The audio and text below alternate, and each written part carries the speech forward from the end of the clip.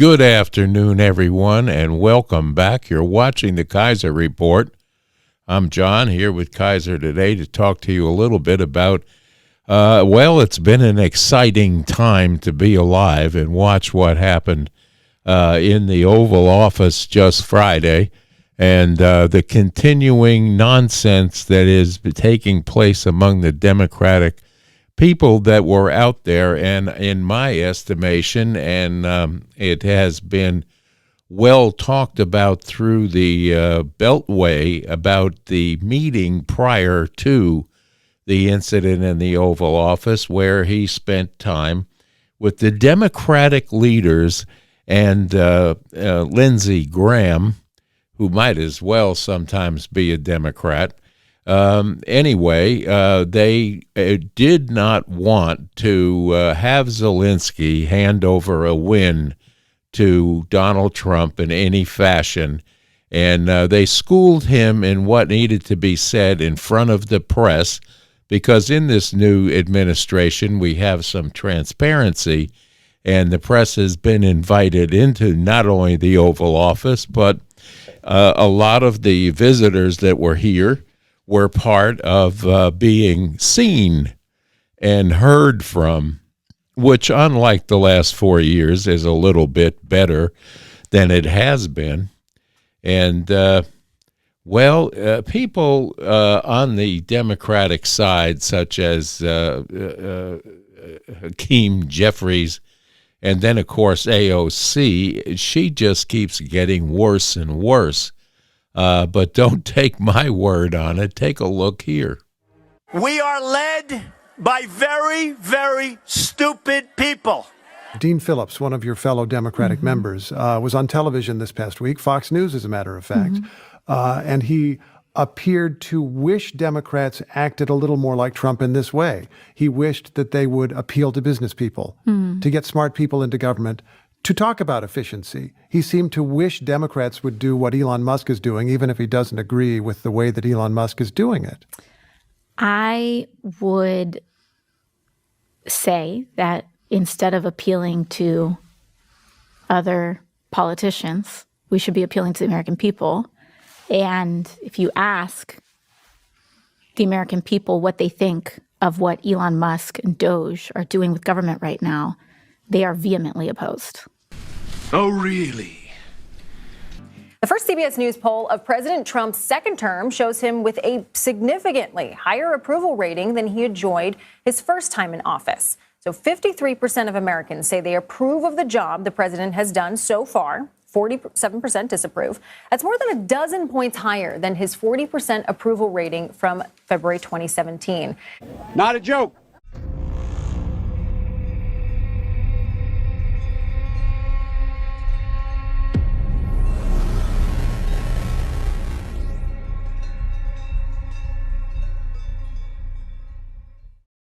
Brand new polling, which shows overwhelming support for the Doge cuts. When asked if the U.S. federal government debt is unsustainable, 67% say, heck yeah, it is. It's unsustainable. 33%, nah, man, we got this. But when asked if Doge is helping make major cuts in government expenditures, 60% say, heck yeah, it's helping. 40% say, no, it's not helping. And finally, when asked if Doge should have access to the sensitive data, remember that one? 58% say, heck yeah, give them the access. They think of what Elon Musk and Doge are doing with government right now. They are vehemently opposed. Shut when you think about go. Interesting how she gets away with some of the rhetoric that she comes out with, and of course, backed up fully by our great legacy media propaganda machine that cannot help themselves but to take care of the Democratic side and the Democratic agenda that is now get Elon Musk, make him the worst boogeyman in the world. He wants to steal all your money. And his buddy there that's president, that shouldn't be president because they blah, blah, blah. And they'll continue to feed you misinformation. And then when you had the privilege of watching that entire engagement that took place in the Oval Office last Friday, when they get it to the cutting room in the mainstream media such as MSNBC and CNN, they cut out and piece together things that will make you believe one thing, but they leave out the true parts, or the explanation parts are left completely out. So then you can get their talking heads to come out and just talk about the little clip that they've pieced in, and then put their nomenclature into it to bring to you an unfair look at exactly what happened. It is not conducive to you finding out the truth. We're here in late afternoon today because I took a trip up through the western North Carolina area of Banner Elk and into Boone, North Carolina. And the work is in progress with the cleanup efforts for all of the downed trees and roadways that are being now repaired, where one side of a roadway was completely washed away. And then it come to my mind that here we are watching the state do the cleanup effort that was required. And when we look back at the fact that we gave billions of dollars into the Ukraine to cover their Social Security, their retirement benefits, and it's just a laundry list of things that happened there. And these people in western North Carolina are still struggling to bring back the roads because they are highly dependent in some of these small towns there on tourist trade, which in the advent of spring and Easter will bring a lot of people into that area. And these people that are on the road crews up there, we just witnessed a lot, slowed a lot of traffic down, but we got to see the devastation on both sides of the road where trees and pieces of homes and things of that nature has come down that river and now needs to be cleaned up because it is a polluted waterway right now with the amount of trash that you'll see there. So my hat's off to all of those road crews that I passed today that are out there doing the job that needs to be done with very little, if any, help from FEMA, because they were busy distributing their cash to the homeless migrants in this country, getting them into hotels and things of that nature. So if you have a chance to drop a dime in one of these small towns that have been affected by Hurricane Helene and the flooding situation that took place there, please do go and see them. It is passable going through in most cases. I understand that I-40 has opened up outside Asheville in a one-lane effort to get traffic in and out of there, as well as goods and construction equipment and things that are sorely needed in the Asheville area. So it took most of the day to get up there. We had some business to do there, and it was interesting at best to see that. I haven't been that far up into Boone since those floods. It was impassable at the time. And then, of course, East Tennessee side is not much better, where we lost Hampton High School and the football fields and all of that, and parts of Elizabethton have had to absorb those high schoolers so they can get an education that is well needed, and we need to have that happen. So money has been sent to the Ukraine left and right in western North Carolina, and the people out west where the fires hit are making it on their own. But the people in Ukraine are getting their pensions taken care of by your tax dollars. I hope you realize that. And I'm not going to get into too much today about the dictator that's in charge in the Ukraine that's running around with his open hand again, collecting money in his sweatshirt that he's designed for himself. So, well, let's just take a look here.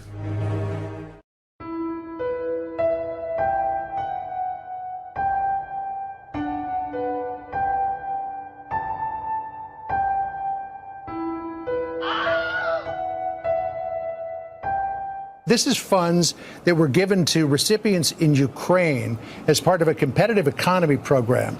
Modern women's attire company, $150,000. Trade mission for a fashion design house, $128,000. A photographer for fashion design publications, more money. A purveyor of contemporary knitwear, a luxury bridal brand.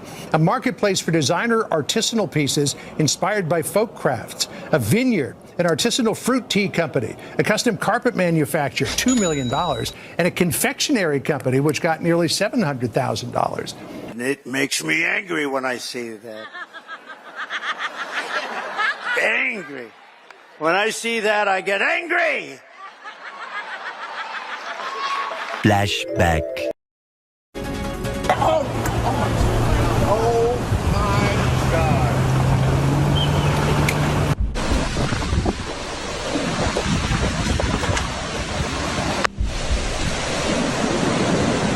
North Carolina, where every single county has been impacted. The town of Asheville isolated, cut off from power, water, and cell service. It's gonna hit the pool though right here.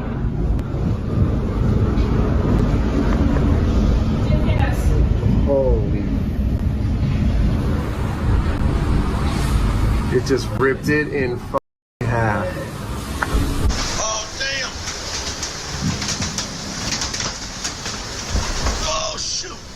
Oh man, I'm losing it. My trailer's going.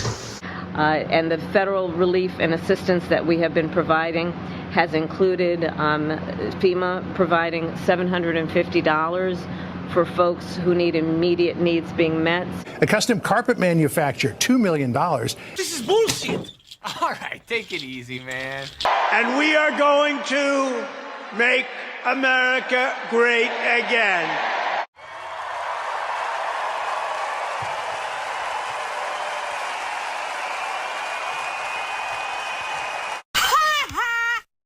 My God.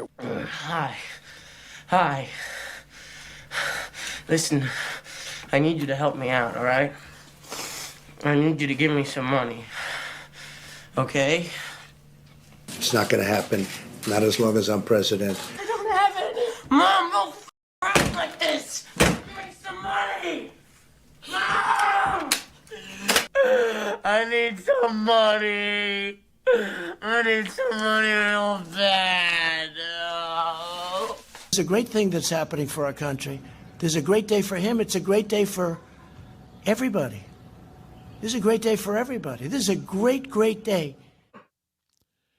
Yes, it is a travesty what had taken place. And that brings us to the, or toward the end of this program, we'll show you a video that I found quite interesting with regard to our press secretary came and talked to the press corps sans her cross that she wears every day. And we had a significant moron from the news media had to take her to task on that. And I think the way she handled it was very nice. But when we start bringing religion into this and stupid questions and insulting someone's religion, if you did that to this particular individual, he probably would have gotten mad at you, but he thought he was quite clever and got shut down fairly decently by her. And she does a marvelous job for a young lady that has been thrown into this very important position and is being completely transparent to us all with the questions and answers. She does have answers for these people, and where nothing is being hidden behind the curtain any longer. And we don't have a 5-volume book coming out of the press secretary, so she can look up the answers that she was told to be giving you, written by who knows who. But now we get a direct answer. We get transparency to the press constantly by the president, and it's interesting how the change and the overall comfort of listening to the answers to these questions, and they're quite concise. It's no longer, let me get back to you on that, let's circle back to this, and let's do this, and let's do that.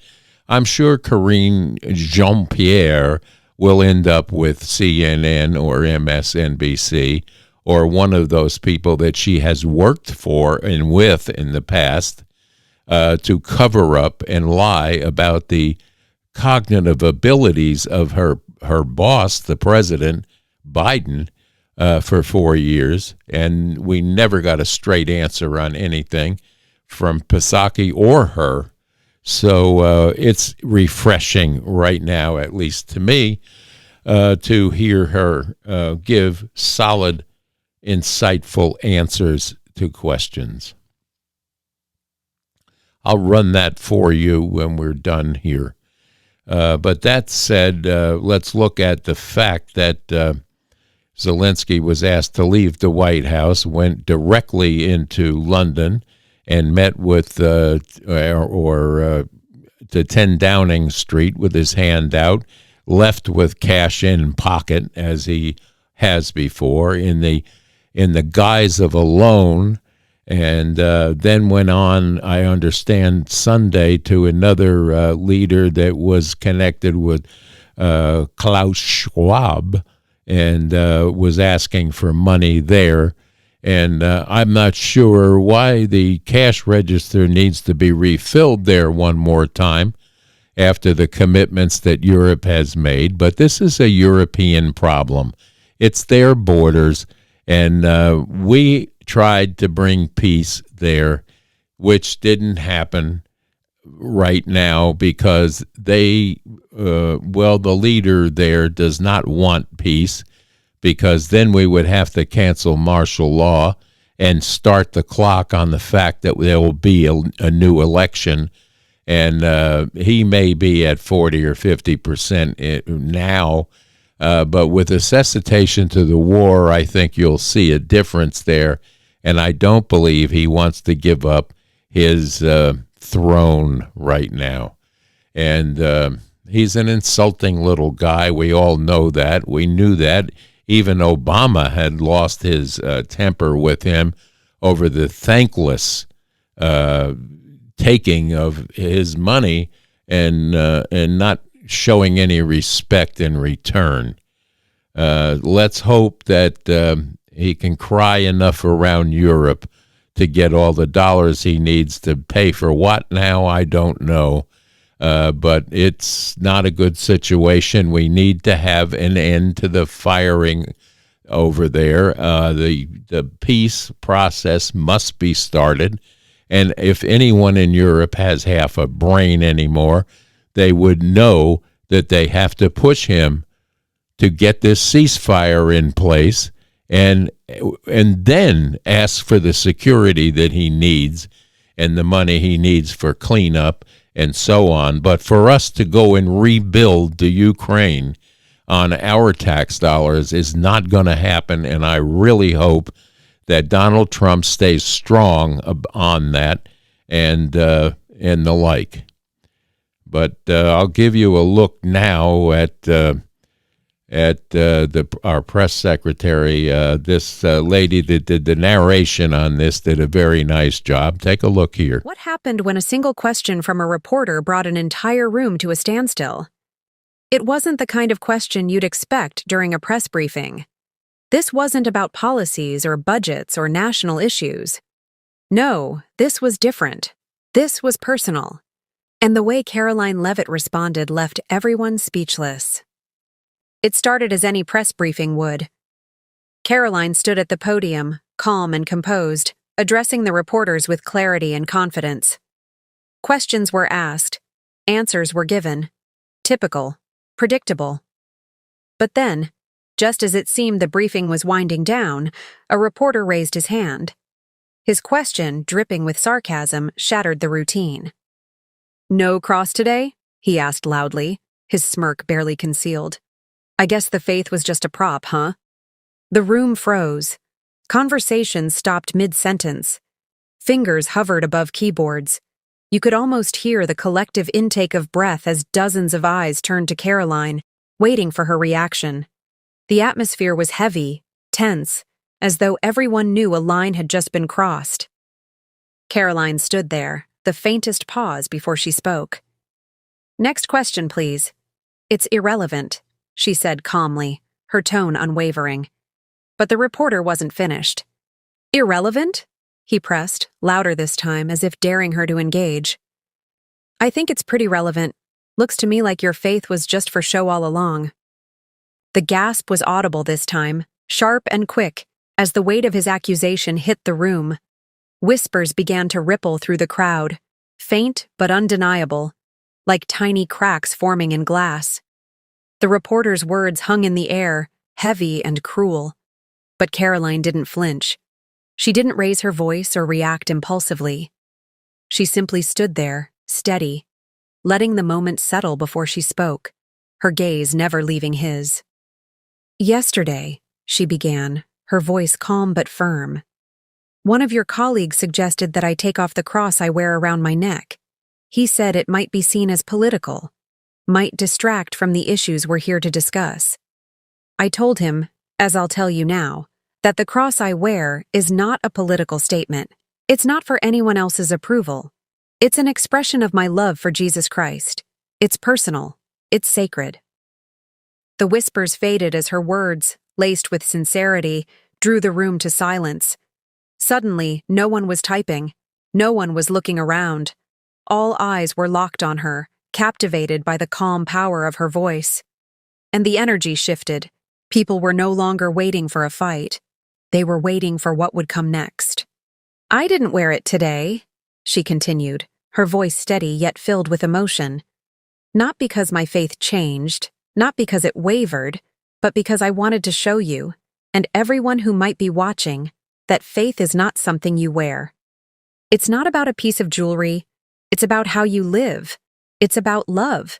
It's about truth. And what's truly disgusting," she added, her voice unwavering, "is you mocking that." The room was so silent now, you could have heard a pin drop. One by one, reporters lowered their pens, their laptops, their cameras, until it seemed as if every single person was holding their breath. Even the reporter in question had fallen silent, his smug expression replaced by something that looked almost like regret. But Caroline wasn't done. "Faith," she said, addressing the entire room now, her voice rising just slightly, "isn't about symbols. It's not about impressing anyone. It's about how you carry yourself, the choices you make, the way you treat other people. And it certainly isn't something up for debate in a press briefing." Her gaze swept across the room, holding attention like a magnet. "You see, my faith doesn't live in a cross around my neck. It lives here," she said, touching above her heart. "It lives in the compassion I have for others, in the integrity I strive to maintain, in the truth I choose to speak even when it's inconvenient. A necklace is a reminder, yes, something deeply meaningful to me, but it is not the essence of who I am or what I believe." The room was suspended in silence, her words hitting with the force of a hammer. No one dared look away. Even those who might have come in with criticism or doubt wore expressions of quiet reflection. Caroline's conviction was unshakable, her voice unyielding, and as she spoke, you could feel the tide beginning to turn. "What saddens me," she continued, her voice softening but no less powerful, "is that we live in a time where faith in any form, is so misunderstood, so quickly mocked. And I feel sorry for those who choose to tear it down, because they've missed the point entirely. Faith isn't loud. It doesn't demand to be seen or celebrated or approved of by others. It quietly sustains you. It gives you peace when everything around you is chaos. And it gives you strength when people try their hardest to take it from you." For a brief moment, she was quiet, letting the gravity of her words settle. Then she turned back to the reporter who had started it all. "You mocked something sacred to me, something deeply personal," she said, her tone now serious but devoid of malice. "And yet, you haven't shaken me. My faith remains as strong as it was yesterday, as it was the day before, and as it will be tomorrow. Because my faith isn't built on your perceptions. It's built on love. And I would encourage you to reflect on what you build your actions on.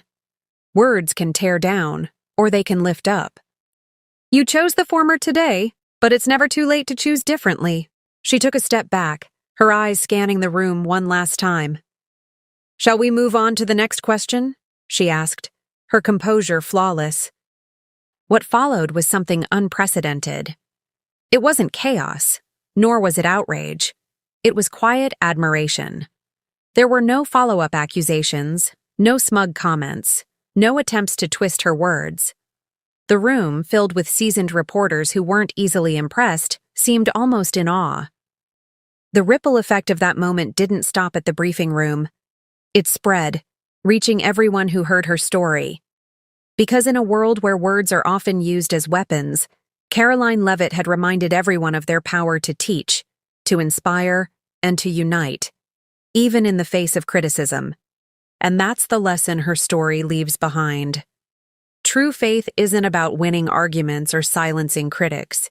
It's about standing firm in your values, speaking your truth with grace, and showing the world that what's in your heart will always matter more than what's around your neck. Well, you know, when you start to pick on people that wear the Star of David or a crucifix or any other religious syndrome or symbol, rather, or talisman of some sort, should be left out of politics and should definitely be left out of wise guy press agents that have to ask questions like this because they do not have a solid thought in their head and they're looking to insult people rather than help people.